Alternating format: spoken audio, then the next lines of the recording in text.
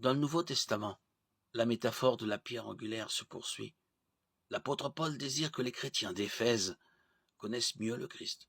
Ainsi donc, vous n'êtes plus des étrangers ni des gens du dehors, mais vous êtes concitoyens des saints, gens de la maison de Dieu. Vous avez été édifiés sur les fondements des apôtres et des prophètes, Jésus-Christ lui-même étant la pierre angulaire. En lui, tout l'édifice bien coordonné s'élève pour être un temple saint dans le Seigneur.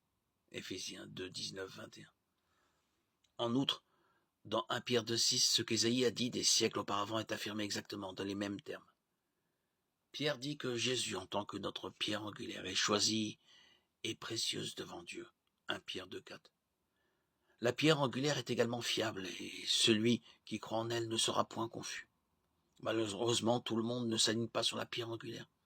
Certains acceptent le Christ, d'autres le rejettent.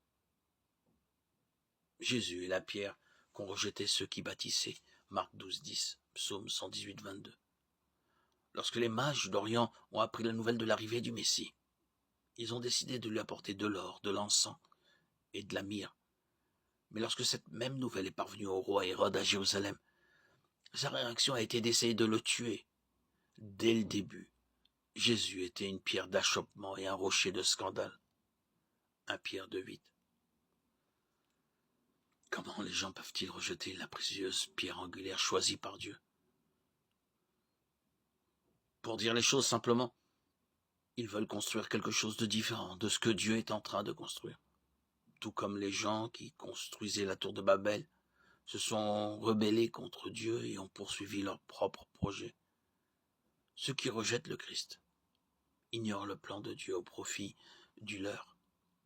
Le jugement est promis à tous ceux qui rejettent le Christ. Celui qui tombera sur cette pierre s'y brisera, et celui sur qui elle tombera sera écrasé. Matthieu 21, 44.